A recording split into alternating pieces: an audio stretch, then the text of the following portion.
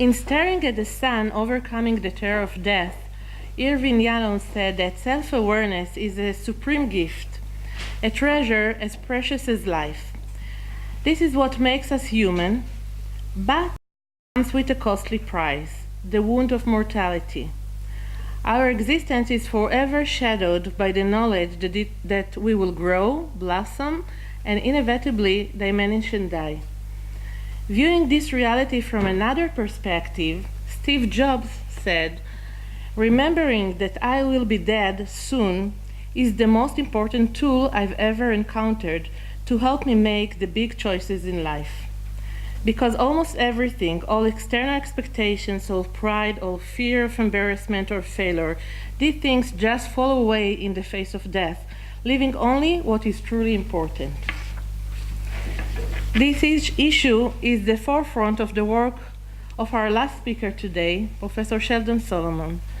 Sheldon is a professor of psychology at Skidmore College. His studies of the effects of the uniquely human awareness of death on behavior have been supported by the National Science Foundation and Ernst Becker Foundation, and were featured in the award-winning documentary film Flight from Death, The Quest for Immortality. He is co-author of In the Wake of 9/11, The Psychology of Terror, and The Worm at the Core on the Role of Death in Life.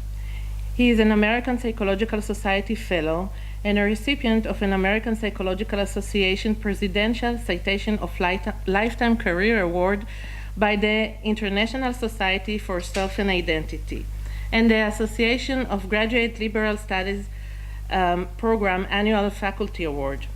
His presentation today is titled From Cradle to Grave, a Terror Management Theory Analysis of Parenthood. Please welcome Sheldon Solomon. Thank you all. It's been a nice day. Yesterday was a nice day. I'm a little surprised to see everybody upright and somewhat awake, and I appreciate the opportunity to come here and tell you a little bit about the work that I do with my colleagues, Jeff Greenberg at the University of Arizona, Tom Pazinski, University of Colorado at Colorado Springs, and it's just a pleasure and an honor to be here at Bar-Ilan University for a variety of reasons, including that a lot of the research that I will talk about today was originally conducted here. I'm getting a little bit ahead of myself, but we started these ideas in the 1980s, and it turns out that the first research lab devoted to terror management theory was not in the United States. It was here at Bar-Ilan University with Victor Florian, Mario Michelintzer, the lovely and erudite Orit Talman Ben-Ari, and Leora was part of the mix, Gilad Hirschberger. So I feel very comfortable, not that I will make it through this presentation, but that if I falter, someone will be able to step up and complete it. Ever since there's been records of people, which I would date back to antiquity, philosophers, theologians, just people sitting on a rock someplace, have tried very hard to characterize what does it mean to be a human being? What's the essence of our humanity?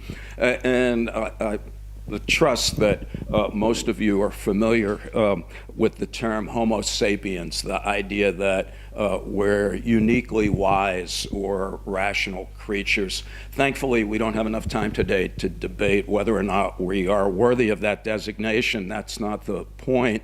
But what I would like to point out is that that's not the only way that people have tried to figure out, well, what does it mean to be a human being? Some of you old-timers may remember Homo ludens, the anthropologist Joseph Huizinga, who said, oh, we're fundamentally playful creatures. And then there's Hannah Arendt, Homo faber, we're tool-making, manufacturing creatures. There's Homo aestheticus, we're artistic creatures. There's Homo narratans, we're storytelling creatures. And my point is, I think all of those are useful heuristic designations. They serve to direct our attention to aspects of what it means to be a human being that I think are interesting and potentially important. My work in the existential tradition that we've already learned a little bit about this afternoon is really based on a strikingly simple and, in my mind, psychologically disarming and often unwelcome and discombobulating notion. And I ran into it in my youth when I wasn't there when this was written, thankfully. But way back in the last millennium, I saw a short story, an essay, and it just said right in the middle of it, it is our knowledge that we have to die which makes us human. A couple of decades later, William James, the great philosopher at Harvard, actually psychologist also. He wrote the first psychology book called Psychology. That's, you know, you're in early on, or was it Principles of Psychology? Yeah, but when you get to be the first, you can be that broad and bold. That was in the 1890s. A couple of decades later, 1974, a cultural anthropologist, a guy named Ernest Becker, wrote a book called The Denial of Death, for which he receives a Pulitzer Prize in nonfiction. Ironically and somewhat tragically, 5 or 6 weeks after he died from cancer. So he was writing a book called The Denial of Death when, unbeknownst to himself, he was terminally ill. And what Becker did was to take this basic idea, it is our knowledge that we have to die, which makes us human, and to elaborate upon it from an evolutionary as well as an existential psychodynamic perspective. And terror management theory is nothing more than our effort as experimental social psychologists to frame Becker's ideas in theoretical ways that enabled us to in turn derive hypotheses from them that we could then subject to empirical scrutiny. And so I have 3 things that I'd like to accomplish this afternoon. I want to tell you a little bit about Becker's ideas. I want to present just terror management theory as a result of them.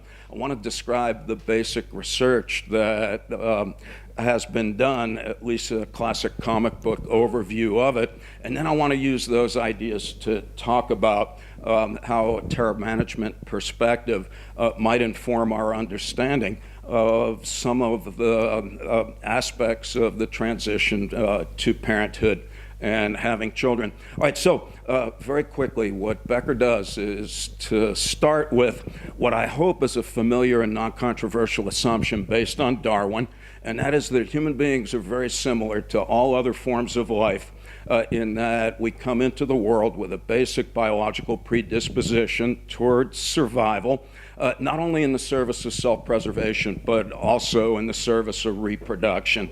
To put that in a silly way, living things like to stay alive. And I wish we had more time to be more silly, because everywhere but in the US, you can say that, and people are like, oh yeah, of course, but in many parts of where I live, the lecture stops now as people charge the stage to tear your heart out and show it to you while it's still beating before you die. But for today, living things like to stay alive. On the other hand, what Darwin said is that, yeah, but there's different ways of staying alive. The giraffe's got the big neck, the camel's got thorns. And so what is it about people? And there's a lot of things that we have going for us, but foremost amongst them, some say, is our elaborated forebrain that gives us the capacity to think abstractly and symbolically to the point where human beings alone, as far as we can tell, amongst all living things, have the sublime capacity to imagine something that doesn't yet exist. And then we have the audacity to transform our dreams into reality. I like Otto Rank, Freud's boy, who said humans make the unreal real. And I like that. I like that way of thinking about things. All right, that's all very good. But what Becker does is to then say, okay, now let's back up. Let's go 20 years or so before Darwin, and let's talk about Soren Kierkegaard, the great Danish existential philosopher, who in the 1840s said, you know what, people are so smart that we actually know that we're here. And usually I stop and waste some time and I say, who's aware of the fact that you're here now listening to me or pretending to do so? But I won't do that now because it's late and I'm not sure the response would be overly compelling. But the point that Kierkegaard makes is that we take self-awareness for granted because that's our everyday state of life. Every day I wake up and I'm like, I woke up. And then I'm like, oh, here I am walking down the stairs to breakfast. Here I am walking down the stairs thinking about that I'm walking down the stairs. And Kierkegaard's point is simple, but also very subtle. He just says it takes a really ridiculously sophisticated cognitive apparatus to render yourself the object of your own subjective inquiry. English translation, a rosebush exists but doesn't necessarily know it. A dog exists, not going to argue with you, but it doesn't necessarily know it. All we need you to do is to accept that you not only exist, but you know that you're here. All right, and so those are the two a priori assumptions that Becker starts with. Living things like to stay alive, and we are so cognitively complex that we are aware of the fact that we exist. All right, and then what Kierkegaard did in a little book called Fear and Trembling is to say, wow, if you're smart enough to know that you're here, that you will necessarily experience two uniquely human emotions that Kierkegaard described as awe and dread. And I like those words in part because I understand them. So Kierkegaard said, you know, it's awesome to be alive and to know it. And again, I wish we had more time because it is awesome to be alive and to know it. It is so beautiful here, and today was such a lovely day, particularly juxtaposed with New York, where the snow's over my head. But regardless of where you come from, I hope that you can all agree that some of our finest moments are not because you won any prizes or got a lot of money, but you just look around and you're like, it is great to be alive. It's awesome to be alive. On the other hand, Kierkegaard turns right around and he says, yeah, but it's dreadful too to be alive. Because unless you're a child or cognitively impaired, if you're smart enough to know that you're here, you're also smart enough to know that, like all living things, your life is of finite duration and that you too will someday die. And I hope I'm not the first person to raise this fact of life to you. Not only, Kierkegaard said, is it an unwelcome realization, but the distress that's engendered by the awareness of your mortality is compounded by the concurrent realization that not only will you die, but you can die at any time for reasons that you could never anticipate or control. I'm like, oh, now I'm really miserable. I'm gonna die someday. I could walk outside and get smote by a comet. And then what Becker does, just to give us a knee in the psychological groin, is to say not only that, but we don't like the fact that we're animals. I'm gonna die. I could die at any time. I'm a breathing piece of defecating meat that from a biological perspective is no more significant or enduring than a lizard or a potato. I'm like, oh, now I'm really not all that happy about the reality of the human condition. And what Becker said is that human beings would literally be debilitated by existential terror if that was the only thing that we thought about. He just says, wow, how is it that we're all sitting here, some of us smiling and evidently somewhat entertained? You should be a twitching blob of biological protoplasm, cowering under the table, groping for a large sedative. And this raises the question of how it is that we're able to function with a modicum of psychological equanimity in light of that fact.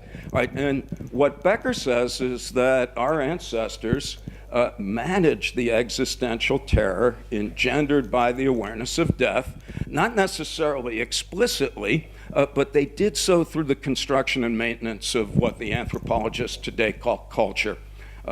humanly created beliefs about reality that we share with other people in our group that minimizes death anxiety by giving us a sense that we're persons of value in a world of meaning. Let me see if I can figure this out.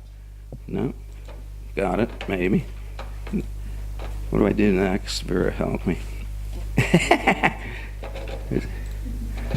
I'm not fluent in PowerPoint. I usually just gesticulate wildly, but I thought this would be pretty good for our purposes. So, meaning and value are critical terms for Becker, and so let's unpackage them very quickly. With regard to meaning, Becker just says, look, all cultures offer an account of the origin of the universe. All cultures offer prescriptions of how it is that we're supposed to behave while we're here, and all cultures offer some hope of immortality, either literally or symbolically, to people who adhere to cultural dictates.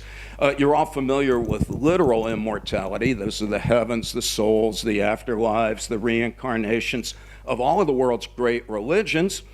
But even if you don't believe that you're going to be here forever literally, the ancient Greeks talked about symbolic immortality. I may not be here forever, but I'm comforted by the recognition that some vestige of myself will persist over time nonetheless.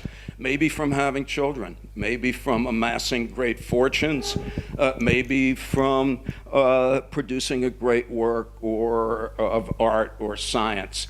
Meaning for Becker and for terror management theory is necessary, but it's not sufficient for us to feel okay on a day-to-day basis. In addition, he argues, we need to feel like we're valuable members of the meaningful cosmological drama to which we subscribe. And the way that culture enables us to do that is through social roles with associated standards of conduct, the satisfaction of which enables you to perceive yourself as a valuable person in a meaningful universe. When you do feel like you're a person of value in a world of meaning, Becker calls that self-esteem. And again, I'm wasting time telling you that I wish we had more time, but self-esteem not to be confused with narcissism, which is just an unfortunate manifestation of a lack of self-esteem. All right, self-esteem is when I believe that I'm a person of value in a world of meaning. Oh, that'd be awesome, Vera. I'm such a spaz. Thank you. She's the best, by the way. All right, so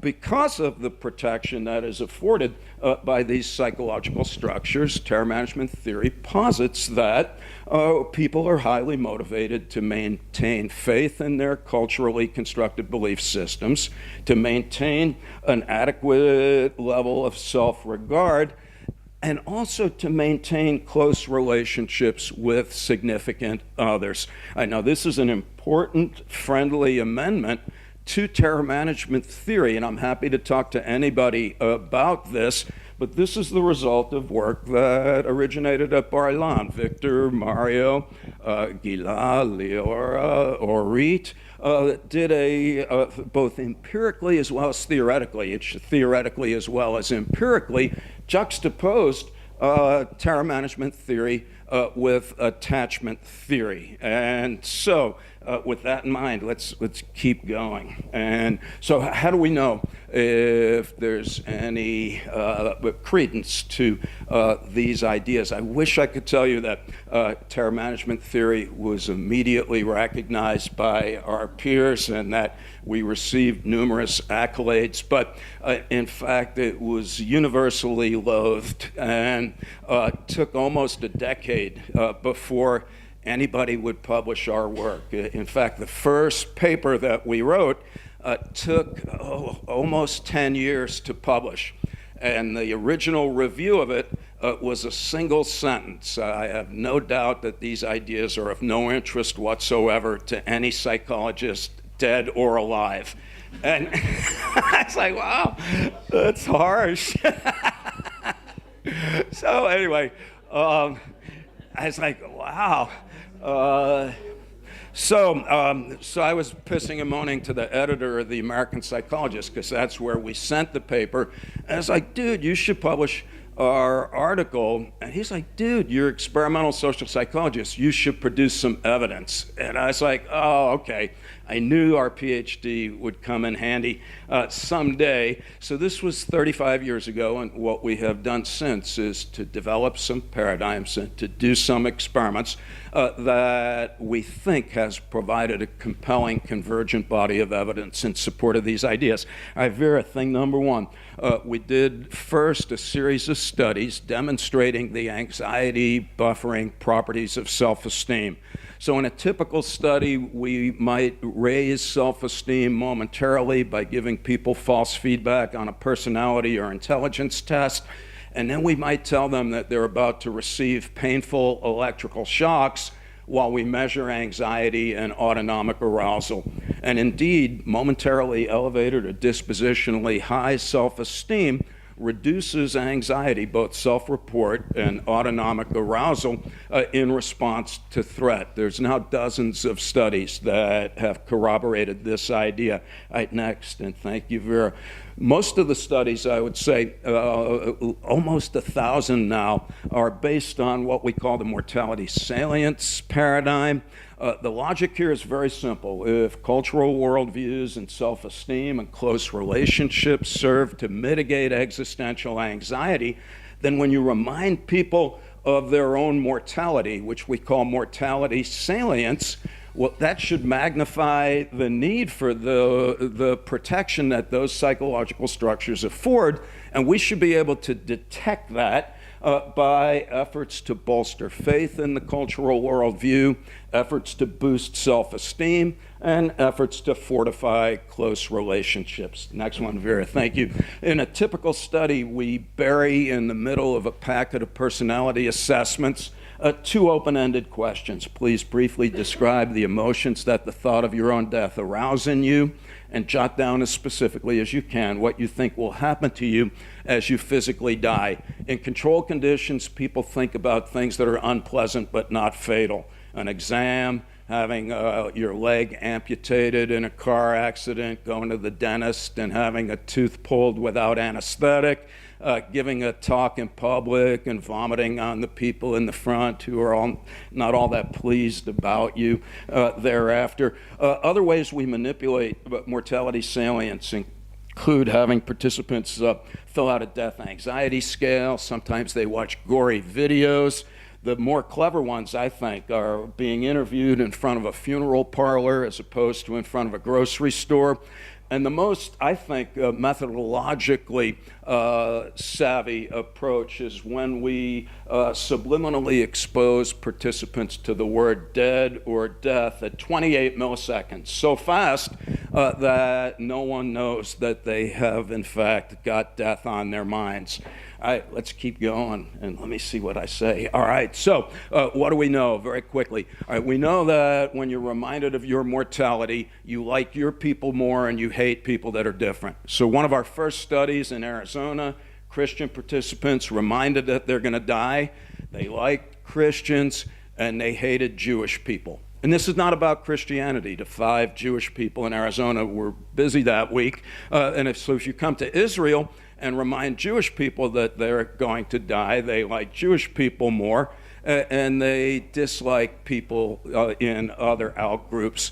That basic effect has been replicated by independent researchers in more than 25 countries on 5 continents. I say that not to boast, but to point out that it is a robust finding. Moreover, these effects are not confined just to attitudes. So German participants reminded of mortality subsequently sit closer to people who look German, and they sit further away from people who appear to be Turkish immigrants. Iranians reminded of death became more supportive of suicide bombers and more willing to become suicide bombers themselves. That scares me. But what scares me even more is in the US, Americans reminded of their mortality become more supportive of the use of nuclear, biological, and chemical weapons against people who do not yet threaten us. And just can't help it. We also know that death reminders boost support for charismatic political leaders. I don't know in Israel if you're aware of the fact that we had an election in the U.S. and frankly, we elected a vulgar, sadistic, vindictive, narcissistic, sociopathic, racist, xenophobic, misogynistic, functionally illiterate, twittering Mussolini. And people everywhere are like, how could you possibly do this? We did it because of fear. In our studies just published, Americans preferred Hillary Clinton to Donald Trump in a benign state of mind. But their affection for President Trump was magnified by a mortality salience induction. All right, now, we also know that when you remind people of death, that they strive for self-esteem. Orit did the first study, that was your dissertation. Israeli soldiers, reminded of their mortality, drove like lunatics on a driving simulator, presumably to boost the feeling of self-worth.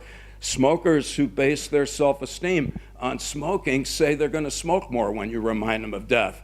People who like basketball, they actually shoot better when you remind them of death. All right, next one, Vera. And finally, mortality salience increases the desire for intimacy and close relationships amongst securely attached people. That work was done here. All right, let's keep going. We're doing good. All right, death thought accessibility. If your culture, if self-esteem, if your close relationships minimize existential anxiety, then if any of these things are threatened, that should make death thoughts come more readily to mind. Next one. Thanks, Vera.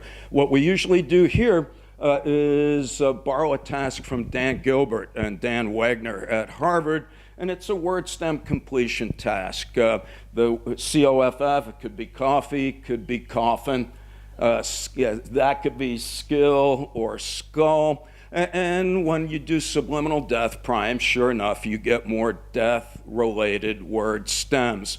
Next one. So what do we know? Christian fundamentalists who read an essay describing logical inconsistencies in the Bible had increased death thought accessibility. That's Steve Rolls and his folks at Texas A&M. If you tell people that they're not well suited for their professional aspirations, that increases death thought accessibility.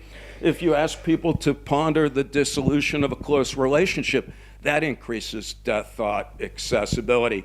All right, let's keep going. All right, so here we go, finally. Let's keep going. All right, so here's the point. Took me a while, but hopefully was worth it. And that is that from a terror management theory perspective, Parenthood could go either way. It could serve to minimize existential anxieties, but it could also serve to magnify them, depending upon the effect that it has on all of these different aspects of the terror management system. All right, let's keep going. All right, so the good news first. Kids and being a parent is awesome. These are my kids a couple of years ago. A couple of decades ago. They now look down on me literally as well as figuratively. What do kids do for us?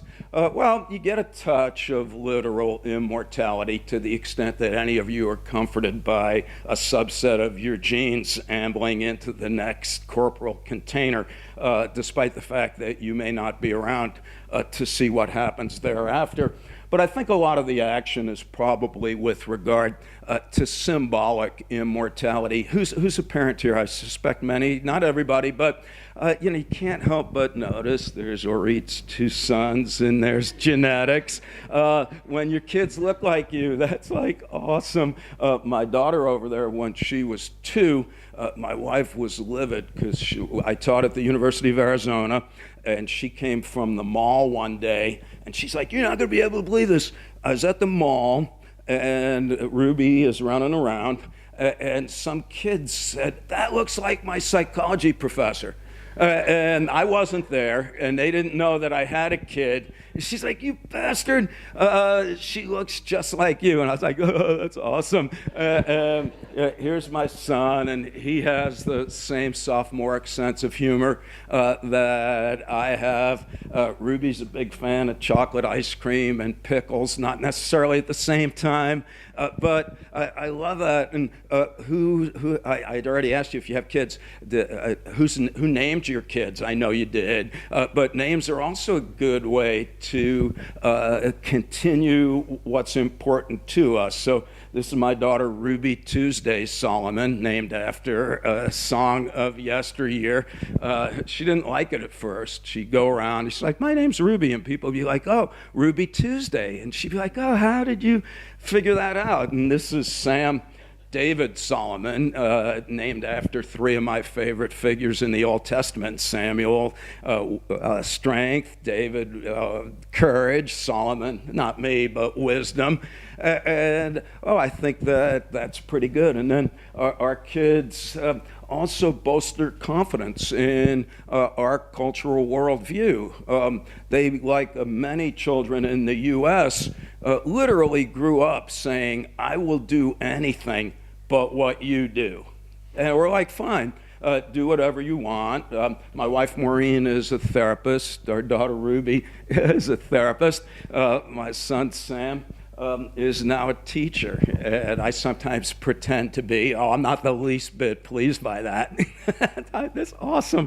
All right, so good for self-esteem, particularly in cultural settings where parenthood is valued. Here it is, not so much in other places, but to the extent that you live in a culture where the social role of parent is valued, a lot of people can't be rich, and they can't be famous, and they can't be perpetually young and thinner than pieces of linguine, but you can be a good parent. And finally, it's a great source of close relationships. 30 years ago, my kids, it was kind of one-sided. You know, they'd be burping and sleeping, and didn't get much out of them in terms of camaraderie and companionship. Now they're like wonderful people that I find myself wanting to get to know better and to be around. Some evidence. Let's keep going. So what do we know?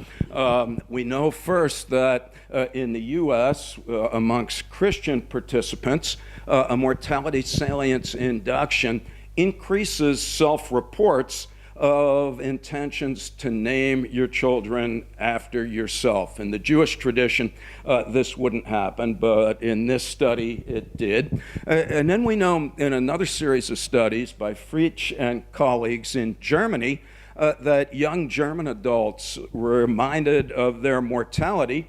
They said they wanted to have more children, and they said that they wanted to have those children sooner. Back there, that was my bad. And then they did another experiment where, and I thought this was very clever as well as very important, they then turned around and they constructed what they called a children's salience manipulation, which is very simply asking people to imagine themselves having children, and then they reminded half of the participants about death and half about something else. And then they measured worldview defense in the form of reactions to outgroup members. And what they found was that reminding participants of, or asking them to ponder having children, eliminated the defensive reaction that the mortality salience induction typically produces.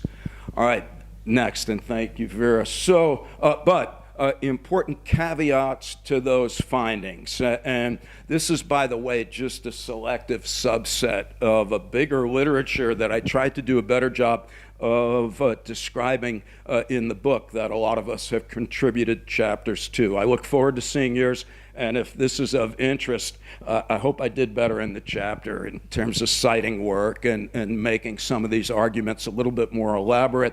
All right, but two factors. One is a cultural one, and the other is an individual difference one. Particularly, I want to talk about attachment style, because a lot of the work that comes from that is from here. All right, so let's talk about the conflict between becoming a parent and how that is sometimes at odds with professional aspirations. All right, ready to go.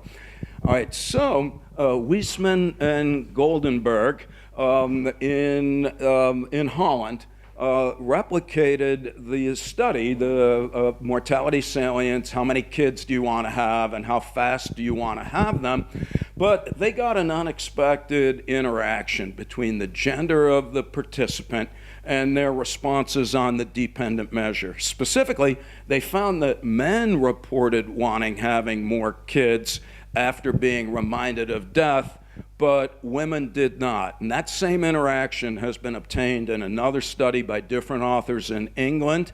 And this raises the question, well, why did that happen? And what these folks hypothesized is that it happens because for women, it's a lot tougher to have children and be the primary caretaker and also maintain a high level of professional aspirations. I wait for just 1 second, Vera, because I left out a study on the next slide. They demonstrated, at least provisionally, that that's the case in another study where they measured women's professional aspirations. And some women are much more devoted to a career, other women much more devoted to family. And what they found is that women who are devoted to a family, if a family was more important than a career, well, when they were reminded of death, they said, oh, I want to have more kids. And then they did one other study. Go ahead, Vera, this is a good one. And this is long-winded, and the bottom line is what they did in their final study, just to nail down this case empirically, with a Dutch sample. They reminded some people of death and some not. And then they had them read an article about that it was contrived, and this was just female participants, where they said, hey, in some half of the participants read an article saying that having kids is incompatible with having a successful career. Other females read an article claiming, oh, that you may think that, but that's not the case. Having kids can not only not undermine your career, it might make it even better. And what they found is that if you read that having kids undermines your career, then the mortality salience induction did not boost the desire for kids. All right, but if you read that it's compatible with a career, then they had the same response as their male counterparts. All right, let's keep going, and I'm really going to do not justice to this in the interest of time. So let me give you the take-home message first. And I'm going to be grotesquely oversimple-minded here and just make the point that Mario, Victor, Ori, Leora, Gilad made more than 20 years ago, which is that attachment style matters. And I'm just going to make a gross distinction between secure and insecure attachment. Steve, you're going to talk a greater nuance tomorrow, so I'm going to leave it to the pro on that front. But Ori Jacobi, you have I don't know him, he's an excellent researcher though. The guy, every time I wake up, he's got another paper out. And Mario Michelenser, who we'll see tomorrow, and Shaver, they basically reproduce the studies that we just talked about with Weisman and Goldenberg, but they looked at outcomes as a function of attachment style. And they focused not on the desire for children per se, but on thinking about becoming a parent. And so in their first study, they found that when they reminded their participants of death, that securely attached individuals then showed higher levels of parentally related cognitions, but not insecurely attached. And this was based on other work showing that insecure parents are less likely to want to have kids and have less pleasant interactions with them. All right, let's keep going. And then again, I hope it's familiar in terms of seeing the parallels with the other package of studies, but then they, in another study, reminded people of death or not.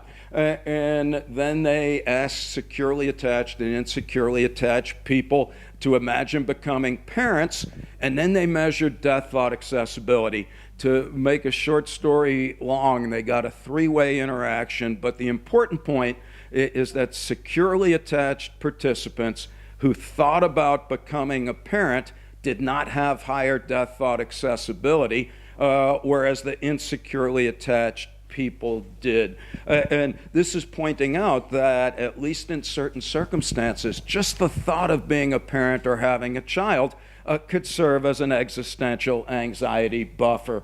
All right, last slide. And so don't even bother here, except if you want. But they did then the same study as Weissman and Goldenberg, because they argued that the insecurely attached people were ambivalent about the prospect of giving up choice and control by having a kid. And so they just modified their essay and showed folks an article where parenthood was not incompatible with being successful. And they replicated the study where they measured parenthood-related cognitions in response to mortality salience. And what they found is that even the insecurely attached individuals, after reading that you can be a parent and be successful, they then had higher parent-related cognitions. All right, let's skip that. Let's skip the next one. Let's skip that. There we go. All right, let's flip this to the other side then, and just note that it could go both ways, and that parenthood can be a potent form of terror management, but it could also magnify existential anxieties.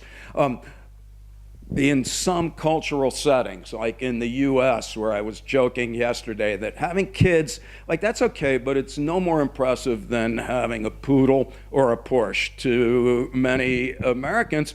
And this could be a real dent to self-esteem. If you are very ambitious professionally, and then you find that your career is being undermined by the challenges associated with competently caring for an infant, well, this could be a blow to self-esteem. And remember that when self-esteem is threatened, implicit death thoughts increase.